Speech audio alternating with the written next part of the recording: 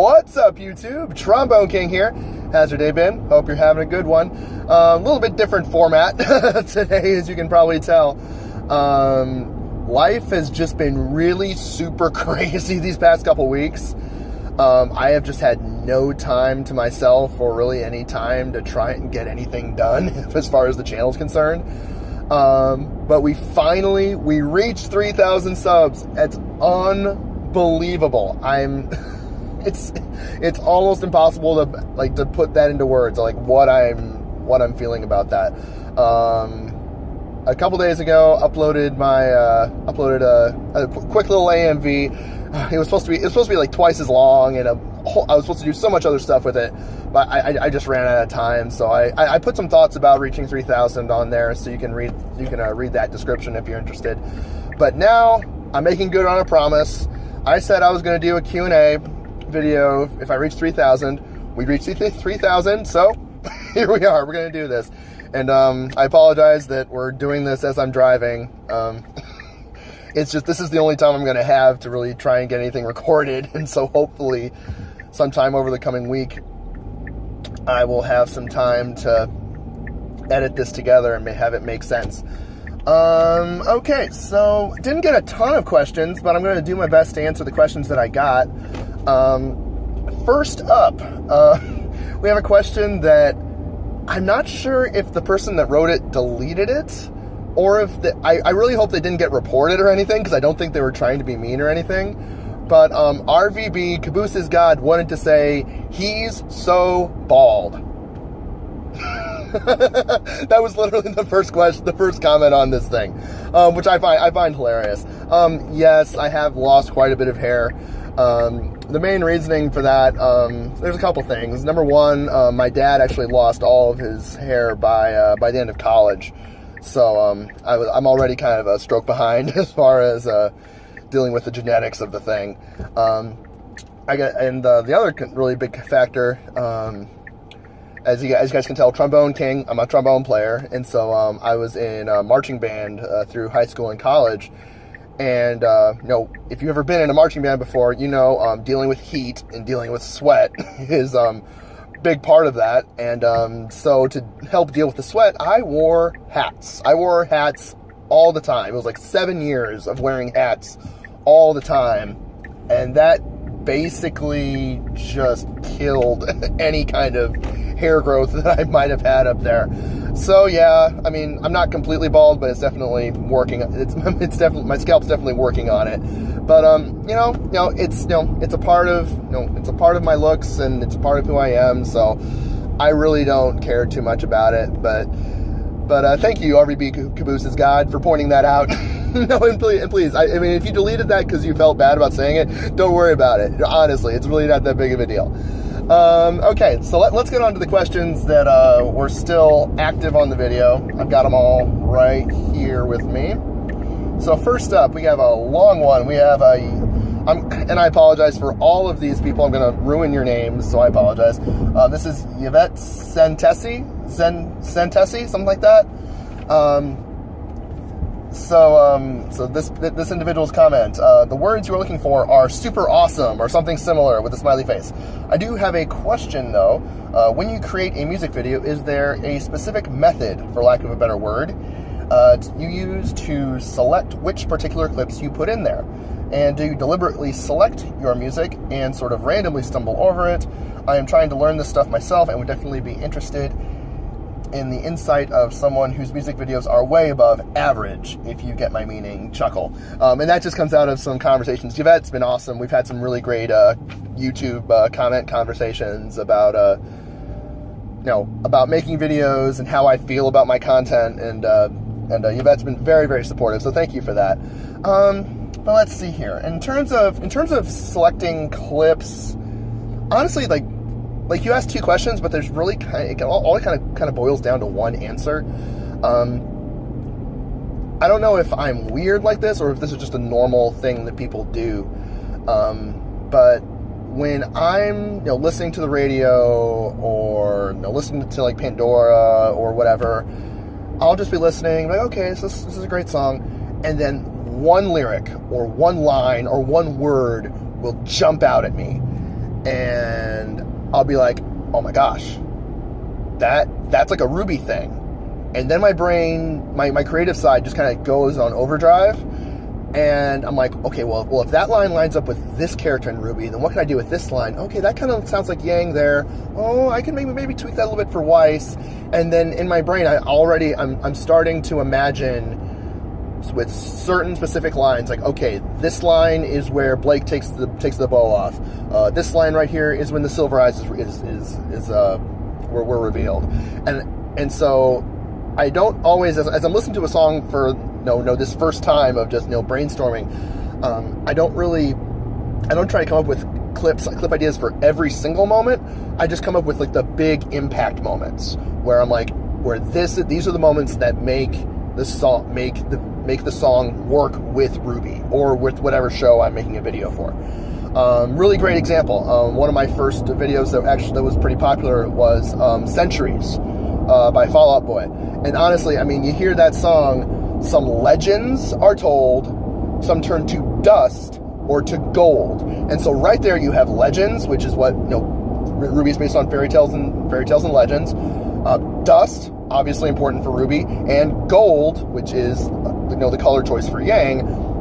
It's right from the get-go. This is a song that's made for Ruby, and so from there on, you just kind of,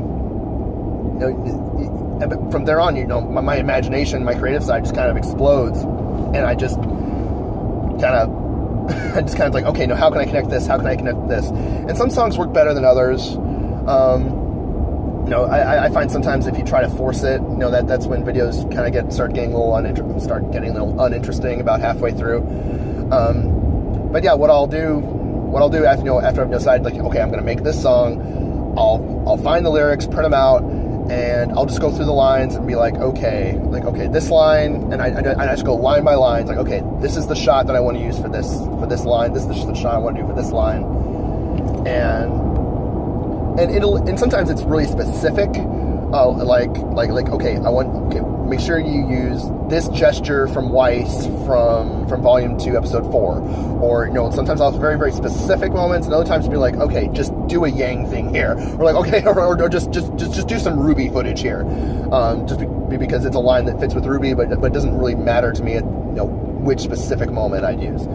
And so I'll go through the whole song, and make sure that I can come up with a good moment for each line. A lot of times once we get to like a chorus, or maybe there's a section that doesn't really fit as well, sometimes I'll just start going. It's like, okay, sometimes I'll literally just write down fights. And I'll just put fight footage in there. And one of the nice things about Ruby, especially the early seasons, is that Monty would always animate to rhythm. He would always have some kind of musical inspiration or some kind of beat or rhythm that he would animate to. And sometimes it was the music sometimes it was the score that Jeff Williams would provide, but other times he'd just have his own rhythm that he would use to animate each of the hits to. I think there's a video, I think it's called My Lecon, Lecon. If you search that, you should find that on YouTube, and you'll get an idea of how Monty kind of basically, it's a really good picture of how Monty would animate in terms of allying fighting with dancing. And so if I'm not really sure what I want to do with a particular moment, I can say that, okay, I need a fight, let's pick this one, I'll line up the first impact and I'll let it play and be like, okay, that works pretty well. And so I can then start another fight and be like, that doesn't work quite as well, but maybe if I cut a couple frames here, maybe change the speed here or there, okay, that works a little bit better, and I do the next one. And from there, I mean, you basically start, as you're brainstorming and coming up with shots, eventually you kind of get an idea in your head, like, okay, this is how this video is going to work. And sometimes I'll just play the song a bunch of times until I can kind of see the video in my head as I'm listening to the song. And then once I have a pretty good grasp of how the whole thing is going to flow together, that's when I'll then sit down with the software and start trying to edit it together in reality. So let's see here. Did I really answer your question? I really just kind of rambled forever, so I don't know if I really answered your question. Deliberately. So deliberately select your music, sort of randomly stumble over it. Probably there's no. That's probably probably 50-50. Sometimes I'll think of a song that I like and be like, oh yeah, that would really work well with Ruby. And then honestly, like a lot of times I'll just I really like Pandora, just because I like a whole lot of variety in music, and so I'll just hit shuffle on Pandora and just and every once in a while I'll be like, that would make a good A&V, and then I'll add it to my master list. And then maybe someday and then eventually maybe a year later then I'll actually get to it. And then you select particular clips. Yeah, I kind of did that. So hopefully, Yvette, that answered some of your question, just to give you an idea of my process or lack thereof of what I do there. Okay, who do I want to do next? Let's do again. I'm gonna feel bad for this one because this person's actually mildly popular, and by mildly I mean this person's awesome, and you should all subscribe to them. Cristario, I know that I'm sure I'm murdering that. I apologize, but yeah, your videos are awesome. I'm really glad am I subbed? Oh my gosh, I'm embarrassing myself completely. I'm like 99.9% sure I'm subbed. If not, I'll fix that when I get home. Okay, so Cristario says, congrats on 3K. I have 2 questions. What first inspired you to edit? And in Ruby, is there a character you feel like you can connect to? And if not, then who is your favorite character? Okay, so first inspired. Honestly, like my first big inspiration was watching some of the bigger names in Ruby AMVs, like in the early days. So I'm talking like the original Trinity, like Ruby, I'm thinking Chica, Shifty Chaos, and Rubisly. I absolutely loved their work. I would watch everything that they put out, and even more than just watching it to enjoy it, I would watch it to kind of like dissect it and be like, okay, oh my gosh, like realizing just how amazing what they were doing, even in those the earlier days of when all we had was volume 1 was volume 1 material, and even later on just a little bit of volume 2, what those people were capable of doing. And I'd watch these videos from these amazingly talented people and be like, wow, this is really, really cool. I wonder if I could do it. And I look at my computer and all I had was Windows Movie Maker, and I'm like, no, there's no way I could do that. Oh, what the hell, I'll try it. So I mean, that was kind of, the early inspiration for like those first several videos, was really trying to replicate or really imitate the work of No Chica and Shifty Chaos, but using the limited tools in Windows Movie Maker to try and basically trying to imitate this Mona Lisa style of work, except all I had was was like a basic Crayola set of crayons. And that was kind of where I started, because, and again, that's kind of, it doesn't matter really what I'm creating, if it's like if I'm making a video or if I'm composing something or whatever, is I enjoy the puzzle aspect of it, of, okay, this is what I want to create. How do I make this box of zeros and ones do the thing? And so for me, it just becomes kind of like a logic puzzle, which I've always kind of geared myself towards. And so I'm just like, okay, how can I I've got a stick and a couple stones. How do I make it do the awesome thing and have it be mildly enjoyable by people? So that's kind of how it initially started, was just trying, seeing, these great work that these great editors did, and just trying to imitate that, and eventually, trying to figure out, eventually along the way, figuring out what I wanted to do, and trying to figure out my style and what I wanted to do. In Ruby, character I can connect to. I'm glad you worded it like that, because there is one specific character I can connect to. And specifically, it is Sun from Volume 2. If any of you have seen in various conversations, I am a supporter of Black Sun. Not to say that I'm anti-Bumblebee. I mean, if the more Bumblebee that happens, awesome.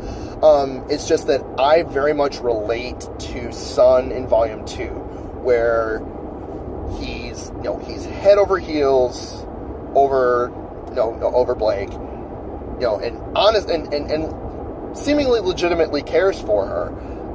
But anytime he tries to express himself or try to, he tries to say it out loud, he just trips over his own tongue, and he can't get out of his own way of trying to express how he feels for her. And that's very much, that's me. That's very much me. If you can't tell, I'm really, really good at run-on sentences and not really being very succinct when I talk.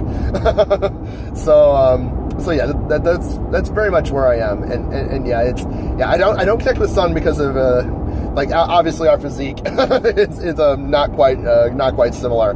But yeah, definitely like that whole idea of caring for someone but absolutely just falling over themselves when they're trying to actually express it. That's me, very much so. But who is my favorite character? If I'm gonna pick out of the main four, I would probably say Blake. Blake was definitely my favorite character from Volume 1. Mostly because, in the early days, I really didn't like Ruby. like as a character, I'm like, she's kind of annoying a little bit in Volume 1. Like it was like, okay, I get it, you're happy and you're the protagonist, but can we back off maybe just a little bit? She's I think she's softened up a little bit, but very much like Volume 1, I was like, Ruby, nah. Weiss, I loved Weiss's design in the early days, but I was like, yeah, she's really not a character I would say that I really would like to hang out with. And then when it came down to Blake and Yang, it was just between the two of them, I just really liked. I liked Blake's design better personally. I liked her weapon. I think I personally at that moment, in the early days, found her to be more interesting.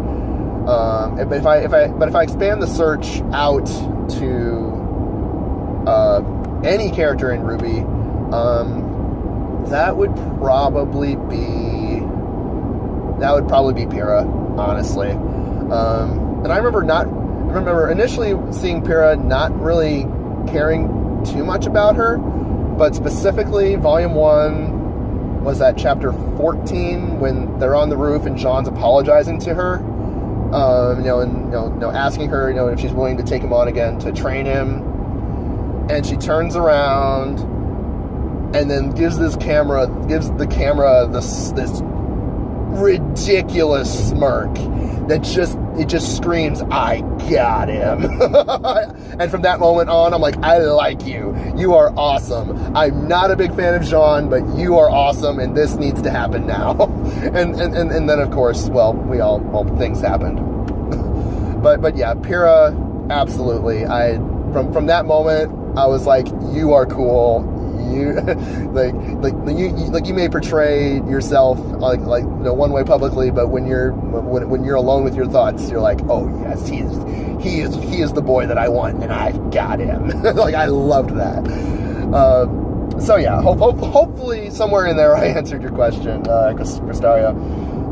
We got one more. Oh my goodness, I've been talking forever. I apologize. We've got, and again, I'm going to murder this one again. Yonaka Yume says, what would you say to your younger self / give advice to? Hope your day is lovely. Also, how are you? Oh, well, thank you so much. My day is actually going pretty good. Had to run down south to do for an early morning class, but on my way back home, and I'm doing all right. It's been a couple crazy weeks, but I'm hanging on, and it's people like you that keep me doing this. So thank you very much for asking. Advice to my younger self. Give advice. Not really sure what context I should really put this in. If I put this in the context of YouTube and making videos, I'd probably say start sooner. start sooner and try more things. I think that's probably the biggest thing. Is I think early on I really held myself back because I don't like failing. I don't like creating things that aren't I don't like creating things that aren't good. And I think that held me back from starting. But I think as time's going on, I think I've come to the realization that you have to make the not so good things. Those are the stepping stones that get you to the cool stuff. You have to trip over yourself and make dumb editing mistakes in order to make something awesome later on. Because that's how we learn. And so I would say start earlier, try more things. That's the only way we learn. It's the only way we grow. If we get into a more general sense, I don't really want to get too heavy because this video's been it's been kind of me just talking. I think the most important advice I would have told my younger self would probably be a bachelor's degree isn't as important as you think it is. And I can say that because I know from my demographics, the vast majority of you are 18 to 24, right in that range. So a lot of you are either starting college soon, in college, or just out of college. And maybe some of you are younger, but the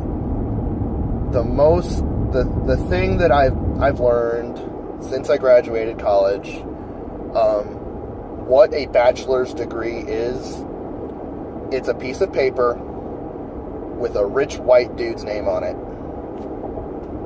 That's all it is.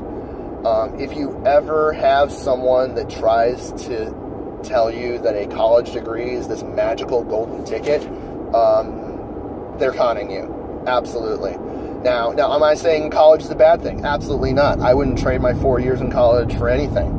I learned so much and met the most amazing people, had some great experiences.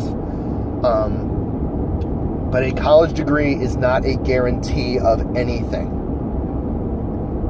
All a college degree is it improves your chances at for a good career. That's all it is. So if you ever have, if you ever have like a college recruiter tell you that, oh yeah, we get 100% placement in the field of study, they're lying to you. Don't even believe that. Don't believe that garbage.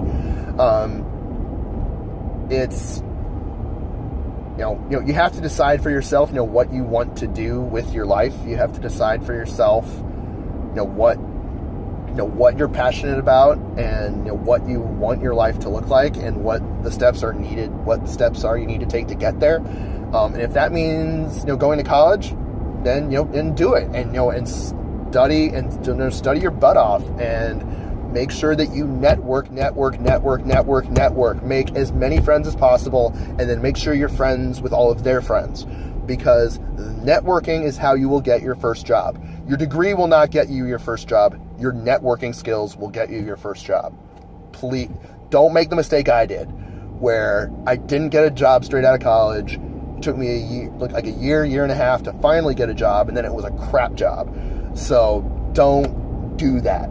Don't make my mistake. But yeah, I mean, if you're gonna go to college, awesome. Do it. Put all of yourself into it. But make sure that you have a backup plan. Make sure, because again, your degree and whatever certification you're going to get, it's worth nothing. It's worth absolutely nothing. It's not a guarantee of anything. So make sure that you have a backup plan. Like, if I don't get the job that I want, what am I going to do with this degree? Or what am I going to, or am I going to do another, or am I going to try to get a degree in something else? Have a plan, have a plan B, have a plan C. So if if things don't work out the way you want them to, you at least have a plan of attack, and you don't, get caught in this just limbo of doing nothing. And hopefully, I really hope that I'm not saying anything crazy. I really hope that that this is just common sense to all of you. It wasn't common sense to me, unfortunately, and I mistakenly believed, what everyone told me was that I was fine, I was great. You're gonna do fine, you're gonna do great. And then I got out of college and realized that I'd spent a whole bunch of money for something that didn't really do anything. So yeah. So again, if you're gonna go to college, awesome. Just have a backup plan, because it's not guaranteed to work. No matter how prestigious the school is, no matter how much money you put into it, it might not work out. So make sure you have a backup plan. That's probably the most important advice I would probably give to myself. So I know that I'm kind of ending on a kind of a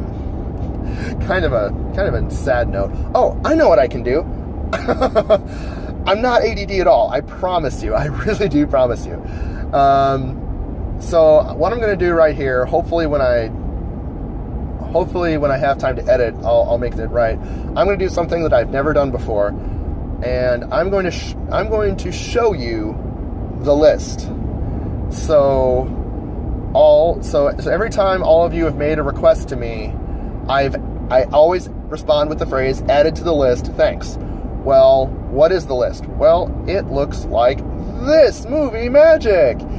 And so yeah, this is the list. I'm not sure what I'll do. I'll probably scroll around and show you guys what this looks like. So on the left, you've got your you've got the name, all the names for the songs, and then the name of the person that made the request. And as you can see, there are a lot of them. There are a lot of them. It just kind of keeps going. There's a lot. I think right now it's like 270, something like that. So if you're wondering why I haven't made your thing yet, it's because there's quite literally over 200 people in front of you in line. That's really where that's at right now. And so then I also have a column over here where I put my own ideas, which are over 100. And so every single box there, that is an AMV or either an AMV or some kind of project that I want to make at some point. So all those are all my own ideas. And then off to the far right over here, this is where I put my crack ideas as I come up with them. Again, as I said from the beginning, my dumb creativeness, stupid ideas just kind of jump into my brain, and then once I have the idea, then I have to make it, because that's just how my brain works. And so I put them over here, and once I have enough, then I'll sit down and actually make the crack. And crack videos are really fun. They're as far as editing goes, they're super easy, and so I can crank it out pretty quickly. And so I just kind of, this is for me how I just keep track of everything, and everything's sorted by date. And so you have all the old stuff's at the top, all the newer stuff's at the bottom, and I just kind of keep up with that. So hopefully that's interesting to some of you, just to give you an idea of what I'm dealing with. When I started doing requests, I had no clue that this is what it was going to become. But again, I'm just one guy trying to keep up with the internet, which is impossible. So again, I guess I just like a challenge. So oh my gosh, I've been talking for half an hour. Good Lord. So yeah, I think that's all I've got. I mean, those were all the questions. That was all I really wanted to say. So I hope you enjoyed it. For those of you that are still watching, and yeah, I think that's all I've got. So thank you all for watching. Thank you all for subscribing, and yeah, I guess I'll get home and get back to work. So all right. So until next time, this is Trombone King 87 signing off.